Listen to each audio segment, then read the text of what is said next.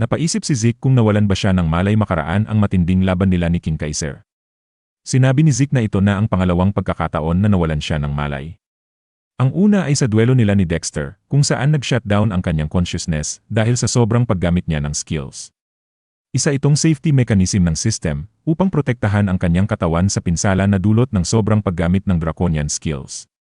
Kung nung una ay nag-shutdown ang kanyang katawan dahil sa mental fatigue, ngayon naman ay nag-shutdown ang kanyang katawan dahil sa sumagad na siya sa kanyang pisikal na limitasyon. Tumingin siya sa paligid at hinanap si King Kaiser. Nakita niya na nabuksan na ang pinto ng training room kaya napaisip siya na baka bumalik na si King Kaiser sa lugar ng mga espiritu. Napatanong tuloy siya kung nakumpleto na ba niya ang quest. Dahil sa kanyang pagkakaalam ay kahit papaano ay nagawa naman niya ang water field sa nakaraan niyang laban. Kasunod nito ay biglang may lumabas na system message. Ngunit hindi lang ito isa kung hindi sunod-sunod pa. Nakumpirma niya na nakumpleto na niya ang quest at madaragdagan ng bonus ang kanyang makukuha base sa bilis ng kanyang oras. Natuwa si Zeke nang marinig na hindi napunta sa wala ang kanyang pagpupursigi. Nakuha niya ang quest item na Fairy Monarch Tears at nakakuha rin siya ng 500 karma points at 3 random skill cards. Dahil sa mabilis niyang oras ay madaragdagan pa ng bonus ang kanyang reward. Sinabi ng system na tataas ang kanyang administrator rights at makakakuha pa ng extra 500 karma points at 3 random boxes. Ngayon na mas mataas na ang kanyang administrator rights, ay maa-unlock na ang iba pang functions ng kanyang system. Magkakaroon na siya ng item haki at minima portal transportation. Madaragdagan din ang kapasidad ng kanyang soul at dahil dito ay bahagyang mabubuksan ang seal ng puso ni Bahamut. Sa ngayon ay 90% pa ang nakaseal. Ipinakita ang kanyang status window. I-stop nyo na lang po muna kung gusto nyong basahin, ipinakita lang naman dito ang mga nabago at nadagdag sa kanyang stats at skills. Makikitang kahit si Zeke ay na-overwhelm na basahin ang mga nakasulat sa notification. Na-curious si Zeke sa current seal percentage ng puso ni Bahamut. Naalala niya ng unang beses na ma-absorb niya ang puso ni Bahamut ay sinabi ng system na isiselyo niya ang 75% nito. Ito ay upang protektahan siya sa mental at pisikal na pinsala na dulot ng malakas na kapangyarihan na hindi pa niya kayang kontrolin. Naiintindihan naman ito ni Zeke, ngunit ang kanyang ikinagulat ay matapos ang lahat ng kanyang pagsasanay ay 10% pa lang nito ang maaari niyang magamit. Napatanong siya kung ang incantation ba na hindi niya mabuksan at ang dragonic control ay konektado sa percentage ng seal. Sinabi ni Zeke na sa ngayon ay titingnan niya muna kung ano ang kanyang makukuha sa 3 random boxes. Binuksan niya ang mga ito at nakakuha ng mga equipments. Ang una at ikalawa ay boots at lower body armor na mula sa meteoric set, at ang panghuli ay hikaw na nagpapabilis ng mana recovery ng 15%. Sinabi ni Zeke na maganda ang item na ito at siguradong bibilhin ito sa kanya ng mga mage sa mataas na presyo. Isa pa ay ang mga nakuha niyang equipments ay kasama sa set ng nakuha niyang gauntlet dati. Hindi magtatagal ay mabubuo na niya ang full set nito. Binuksan na rin niya ang mga nakuhang random skill cards. Nakakuha siya ng rank C skill na static discharge, isa itong skill na gumagawa ng electricity upang ma-shock ang target kapag kanyang hinawakan. Ang pangalawang skill ay ang flashbang, at ang pangatlo ay ang dissonance, na gumagawa ng nakakarinding sound upang gambalain ang pandinig ng target. Nalungkot si Zeke dahil mga rank C skills lang ang kanyang nakuha. Ngunit sinabi niya na okay na rin ito dahil kahit papaano ay reward ito ng kanyang pagsusumikap. Sinubukan ni Zeke ang skill na static discharge. Nakita niya na parehong nagkaroon ng electricity ang kanyang kamay at sandata. Napangiti siya dahil kahit hindi ganoon kataas ang rank ng skill na ito, ay magagamit naman niya ito sa maraming bagay. Naisip rin niya na kung gagamitin niya ng sabay ang flashbang at dissonance, ay siguradong mas malakas ito kaysa sa ginamit niyang flashbang sa advancement exam dati. Nakita rin niya na marami ng functions ang kanyang magagamit dahil tumaas na ang kanyang administrator level. Isa na rito ang haki slot kung saan mabilis na niyang magagamit ang mga item. Magiging malaking tulong ito lalo na sa oras ng emergency. Ngunit napaisip siya kung anong potion ang ilalagay dito dahil mayroon naman siyang healing factor at infinite stamina recovery. Sinabi ni Zeke na dati ay inaakala niya na sobrang overpower ng mga skill niyang ito, ngunit ngayon ay alam na niya na may limitasyon rin pala sila. Isa pa ay malaki rin ang posibilidad na may makaharap pa siyang kalaban na kasing lakas ni King Kaiser na kahit ang kanyang infinite stamina ay hindi umepekto. Sa nakaraan niyang buhay ay namatay rin siya kahit pa mayroon na siyang healing factor, kaya ngayon ay alam na niya ang potion na kanyang kailangan. Sinabi ng system na bumili si Zeke ng dekalidad na healing potion at makikitang nabawasan ng malaki ang kanyang karma points. Inilagay ito ni Zeke sa kanyang hotkey. Ito ang Salvation, isang top-grade healing potion na mayroong instant recovery sa damage at stamina.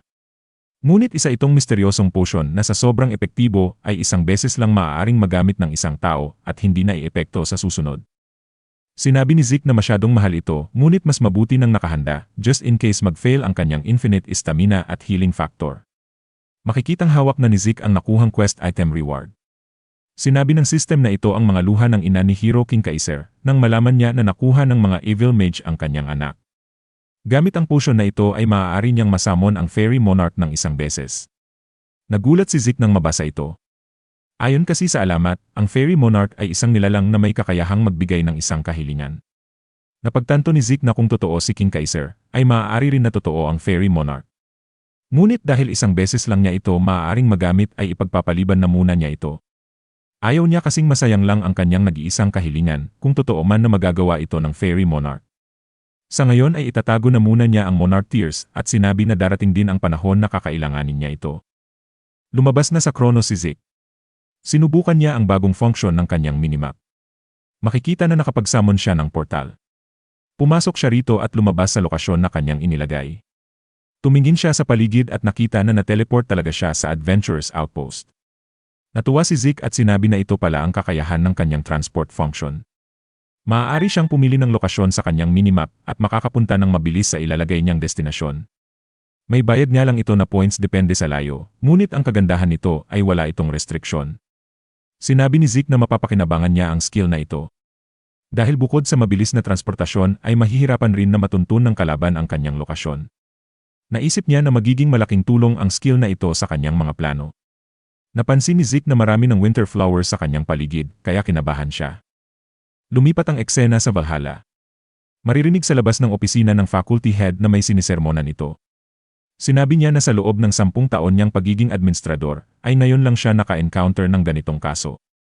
Siya pa lang ang unang first-year student na papasok sa akademyang ito 1 buwan makaraan ang entrance ceremony. Makikita naman si Zeke na naiyak dahil hindi niya inaakala na makukulong siya ng 1 buwan sa kaharian ng Chronos. Naalala niya sa acceptance letter na required umattend ang lahat ng estudyante sa entrance ceremony at ang hindi dadalo ay maaaring hindi napayagang pumasok. Sinabi ni Zeke sa sarili na malaking panahon ang masasayang kung sa 1 taon pa siya makakapasok sa Valhalla. Dahil kailangan na niyang makapasok sa sikretong aklatan ni Terakan, kaya kailangan niyang gawin ang lahat upang makumbinsi ang pinuno ng paaralan. Sinabi ni Zeke na nawala siya sa kanyang sarili nang pumasok siya sa State of Unity habang siya ay nagsasanay. At dahil dito ay nawalan siya ng malay sa loob ng mahabang panahon. Galit na hinampas ng din ang lamesa at tinanong nito kung ano ang sinasabi niyang unity at ito na ba ang pinakamabigat niyang dahilan upang i-justify ang kanyang hindi pagdalo sa entrance ceremony. Ipinakilala ang din na si Flauber Borges. Isa siya sa mga kinikilalang knight sa buong kontinente. Mula siya sa kaharian ng Thebia at siya ay miyembro ng Royal Guard nito. Sinasabi sa kwento na 3 beses siyang personal na pinuntahan ni Arthur Draker upang imbitahan na maging din ng Valhalla. Kalat na kalat ang balitang ito at pinag-uusapan pa rin kahit 10 taon na ang nakakaraan. Isa siya sa mga tao na totoong naniniwala sa karangalan at kaayusan. Kaya alam ni Zeke na walang mangyayari kung mangangatuwiran siya ng walang rason at magmamakaawa lang. Sinabi ni Zeke na wala siyang masasabing excuse sa kanyang absence at ang kanyang sinabi ay pawang katotohanan lang. Kahit papaano ay kumalma ang din, ngunit hindi pa rin siya kumbinsido. Hindi niya inaasahan ang paliwanag niyang ito dahil ang unity ay hindi ganoon kadaling ma-achieve. Sinabi niya na kung hindi si Zeke ang nagsabi nito at ibang kadete lang ay sasabihin niya agad na isa itong kasinungalingan. Sinabi ni Flauber na nakatanggap siya ng sulat ng rekomendasyon mula sa dinang dati niyang akademya kaya pagbibigyan niya ito. Nagulat si Zeke nang marinig ito. Sinabi ng din na kung maipapakita niyang mas malaki ang kanyang natutunan sa 1 buwan niyang pag-absent kaysa sa pagpasok sa Valhalla, ay tatanggapin niya ito. Hindi inaasahan ni Zeke na irerekomenda siya ni Howard Draker sa Valhalla. Kahit nagalit siya rito dahil sa mga masamang ginawa nito sa kanya sa nakaraang buhay, ay kahit papaano ay nagpapasalamat siya sa kanya ngayon. Tinawag ng din ang assistant nito at agad itong pumasok. Sinabi ni Flauber na magpareserba siya ng training room ngayon din at tawagin ang lahat ng professor ng bawat departamento. Dahil magkakaroon ngayon ng special entrance exam, kaya kailangan nilang pumunta lahat. Lumipat ang eksena sa individual training room ng Valhalla. Makikita na nasa gitna nito si Zeke. Sinabi ni Zeke na ang lahat ng mga professor na nasa paligid ay mga magigiting na knights at mga tanyag sa buong kontinente. Sinabi ng Dean na dahil kumpleto na at nandito na ang lahat ay magsisimula na sila. Tumingin siya ng masama kay Zeke at sinabi na ipakita niya ang training na kanyang ginawa kaya umabsent siya ng 1 buwan. Kinuha ni Zeke ang kanyang espada at inisip kung ano ang ipapakita niya sa mga ito. Hindi naman niya maaaring ipakita ang elemental sword na natutunan kay King Kaiser. Makikita ang pressure ng mga professor na masusing nakatingin sa kanya. Sinabi ni Zeke na ang mga ito ay mga veteranong knights at kung magpapakita lang siya sa kanila ng lumang teknik ay walang mai-impress sa mga ito. Umiti si Zeke at makikita na nagpakawala siya ng maraming enerhiya. Sinabi niya na hindi naman siguro masama kung ipapakita niya ang maliit na porsyento ng kanyang kakayahan. Makikita na nababalot ng matinding aura ang kanyang espada. Nagulat ang mga profesor at hindi makapaniwala na aura blade ang kanilang nakikita. Sinabi ng isa sa kanila na 15 anyos pa lang si Zeke, ngunit ang kanyang antas ay maihahalin tulad na sa isang Blue Knight. Napagtanto ng kanyang kausap na hindi ba't ang pinakabatang naging Blue Knight ay si Sir Abel sa edad na 19.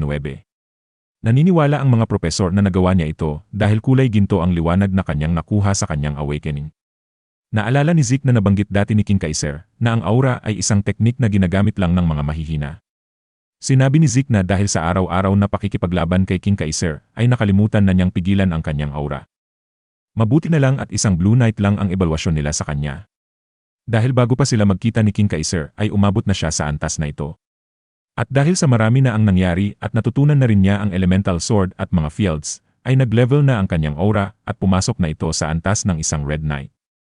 Ang pagkakaiba ng Blue at Red Knight ay makikita sa paggamit nila ng aura. Ang Aura Blade ay isang teknik kung saan binabalot ng manipis na aura ang espada upang mas maging matalim ito at mas tumindi ang cutting power. Ang kakayahan ng isang Blue Knight ay ang mapanatili ang aura na bumabalot sa espada ng mas matagal, samantalang ang isang Red Knight ay may kakayahang baguhin ang anyo nito nang hindi nawawala ang talim at cutting power ng aura. Mabuti na lang at tumigil na siya sa Aura Blade at hindi na nagpakita ng iba pang skills. Nagulat si Zeke nang sumigaw ng malakas ang Dean. Sinabi nito na base sa kanyang ipinakita ay napatunayan na ni Zeke ang kanyang hindi pagpasok ng 1 buwan. Kahit pa nga umabsent siya ng ilang taon, ay mauunawaan pa rin nila kung ganito naman katindi ang kapalit na improvements. Nagtataka naman si Zeke kung bakit bigla na lang naging mabait ang Dean sa kanya. Humingi pa rin si Zeke ng paumanhin at sinabi na dahil sa kanyang kakulangan sa kasanayan ay hindi siya nakapasok ng 1 buwan sa Valhalla. Tinanong ng Dean ang mga profesor kung ano ang tingin nila kay Zeke at kung may kumukontra ba sa pagpasok nito sa akademya. Nagkabulungan ang mga profesor at sinabi na masyado talagang mabait ang Dean kapag mahusay ang isang estudyante. Sinabi ng mga ito na walang kumukontra sa kanila. Sa katunayan pa nga ang ipinakitang Aura Blade ni Zeke ay sobrang bihira at ni hindi nga kayang gawin ito kahit ng ibang mga knights. Sinabi ng Dean na nagsalita na ang mga profesor at binati siya ng congratulations sa kanyang enrollment. Ang lupain ng Atlas ay isang syudad sa gitnang kontinente. Dito matatagpuan ang Valhalla kung saan ang mga mahuhusay na knights ay sinasanay. Matatagpuan din dito ang Four Seasons Fortress ng pamilya Draker. Dito naninirahan ang pinuno ng pamilya Draker kasama ang mga importanteng tao ng angkan. Kaya ito ang tinatawag na pangunahing palasyo ng mga Draker. Sa sumunod na eksena ay makikita si Zeke na nasa harap ng isang mansyon. Ang napakalaking mansyon na ito ay ang bahay pala ni Zeke. Binuksan niya ang pinto at makikitang may nag-aabang sa kanya. Nagulat si Zeke nang biglang umulan ng mga konfeti nang siya ay pumasok sa loob. Sinabi nila na congratulations dahil nakapasok siya sa Valhalla. Sila pala ay ang kanyang master na si Dexter at si Andre. Sinabi ng Duke na napakahusay ng kanyang apprentice dahil ngayon lang siya nakakita ng estudyante ng Valhalla na hindi dumalo sa entrance ceremony nito. Sinabi nito na dahil dumating na si Zeke ay kailangan na nilang simulan. Nagtataka naman si Zeke kung ano ang ibig sabihin nito. Naghanda pala ang dalawa ng sorpresang enrollment party para sa kanya.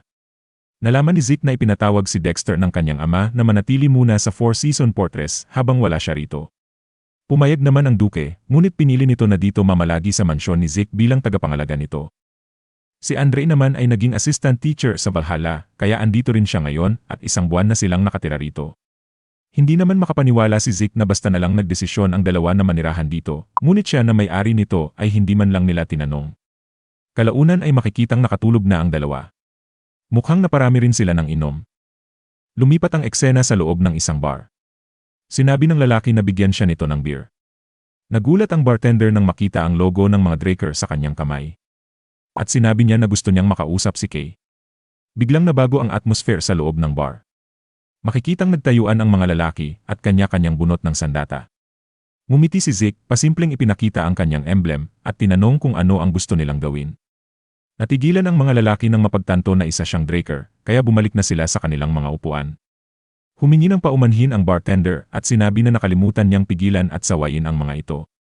Hinila niya ang isang bote at may nag-open na lihim na pinto. Sinabi ng bartender na sasamahan niya ito sa kanilang branch manager. Napansin ni Zeke na nababalot na security magic ang lagusan na kanilang dinadaanan. Sinabi niya na walang duda na kagagawan ito ni Kay. Bago siya mamatay ay natatandaan niya na may dalawang grupo na pinakamahusay sa intelligence gathering organization, ang Order of the Black Knights ng pamilya Draker at ang intelligence team ng Imperyo. Ngunit may isa pang organisasyon na hindi alam ng karamihan at ito ang sindikato. Noong una ay grupo lang sila ng mga smugglers, ngunit nang sumali sa kanila si Kay, ay ginamit nito ang kanilang smuggling network upang maging pundasyon sa pagkalap nila ng intelligence. Sinabi ni Zeke sa nakaraan niyang buhay, sa mga panahong ito ay pinalayas na siya sa akademya at itinakwil na ng kanyang pamilya. Kalaunan ay nakapasok siya sa McCain cartel na tinatawag rin na Marcan. Ginawa niya ang lahat upang makasurvive at tumaas ang posisyon sa grupo bilang isang hitman. Dito na niya nakilala si Kay.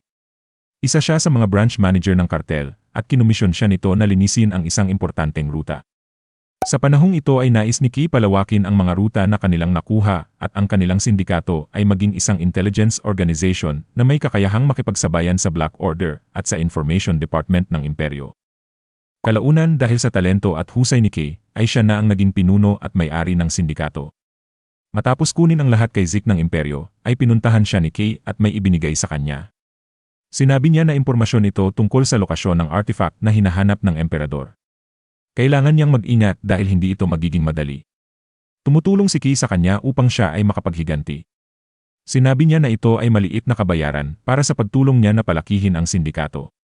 Alam ni Zeke na wala siya rito ngayon kung hindi niya nakuha ang artifact. Hindi magyayari ang lahat ng ito kung hindi siya tinulungan ni Kay na maghiganti dati. Sinabi ni Zeke na ang impormasyon ang pinakamatinding armas. Dahil hindi niya alam kung ano pa ang magbabago sa hinaharap ay mas mabuti na mayroon siyang koneksyon sa intelligence group. Kaya kailangan niyang magkaroon ng mabuting relasyon sa sindikato bago pa mabuo ang network nito. Makikita ang isang tao na nakaupo sa dilim. Nagsindi ito ng posporo at agad siyang nakilala ni Zeke. Napansin ni Zeke na hindi pa rin siya nagbabago.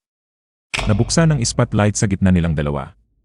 Tinanong ni Kay kung ano ang kailangan sa kanya ng isang Draker at bakit siya hinahanap nito at gustong makausap. Sinabi ni Zeke na hindi na siya magpapaligoy-ligoy pa at ang gusto niya ay ang makipagkalakalan sa sindikato. Napatingin sa kanya si Kay. Tinanong nito kung bakit ang isang binatilyo na maihahalin tulad na sa isang Blue Knight sa edad na 15 at isang Pure Blood Awakener na mula sa prestihiyosong pamilya ng mga Draker ay gustong makipagkalakalan sa isang criminal group na kagaya ng sindikato. Napabilib si Zeke sa kanya dahil alam na agad nito ang nangyari sa loob ng Valhalla. Sumagot si Zeke at sinabi na base sa tono ng kanyang pananalita, ay mukhang wala siyang planong makipag-trade sa kanya. Mas mabuti sigurong tingnan niya muna ang kanyang dala bago siya magdesisyon. Inilapag ni Zeke ang hikaw na kanyang nakuha sa random box. Sinabi ni Zeke na subukan niyang suotin ito at siguradong magugulat siya. Tinanong ni Kay kung may mana recovery ba ang equipment na ito dahil normal lang naman ito sa mga earrings. Makikitang nahulog ang sigarilyo ni Kay. Nagulat siya nang maramdaman na nag-improve ng 15% ang kanyang mana recovery. Sinabi niya na karamihan sa mga ganitong artifacts ay mayroon lang 1% recovery at ang pinakamataas niyang nakita ay 3% lang. Imposibleng hindi niya malaman kung may ganito kagandang equipment na ibinebenta sa merkado dahil siguradong pag-uusapan ito.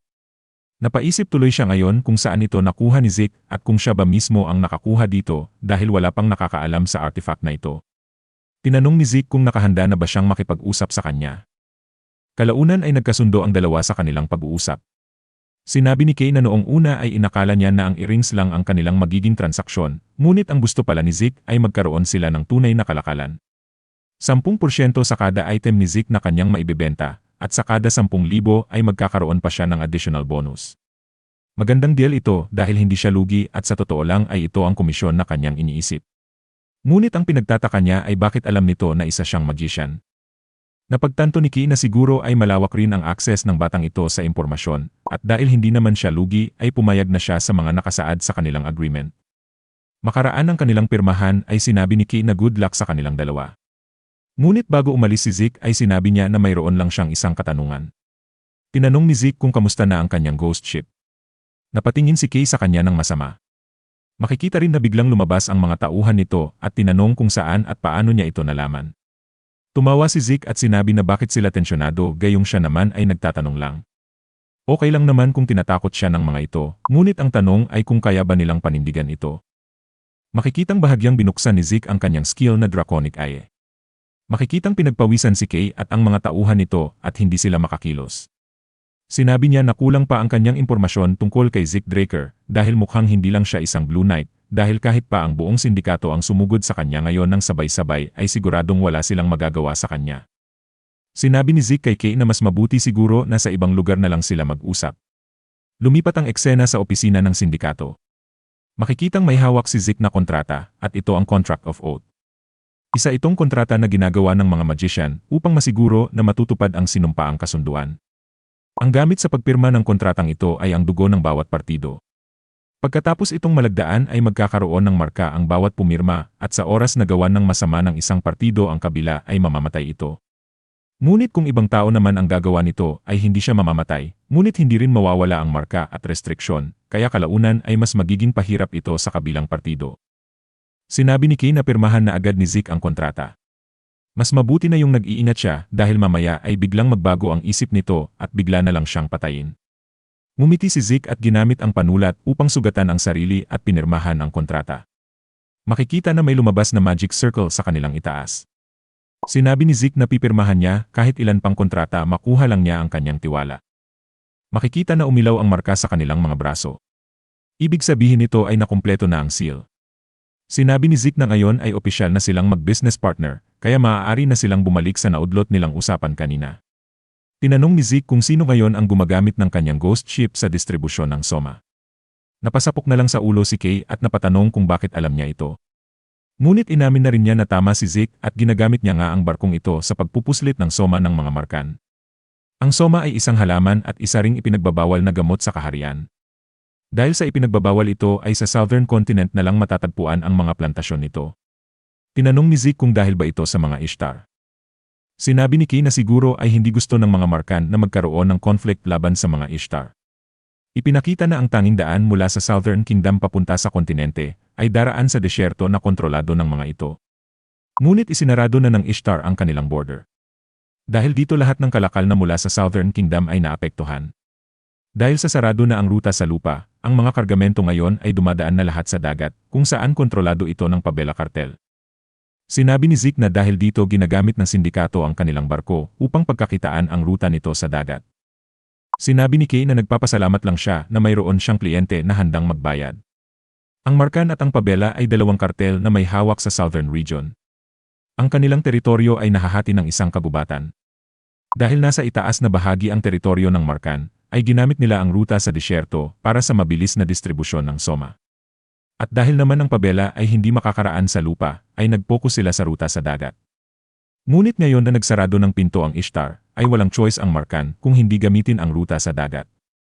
Ngunit sa panahon ngayon ay kontrolado na ito ng Pabella Cartel. Tinanong ni Kay kung paano nalaman ni Zeke ang kanilang barko. Tinatawag na ghost ship ang barko ni Kay dahil hindi ito basta-basta nakikita. Dahil ang buong barko ay nilagyan ng invisibility spell ng sindikato upang walang makakita rito.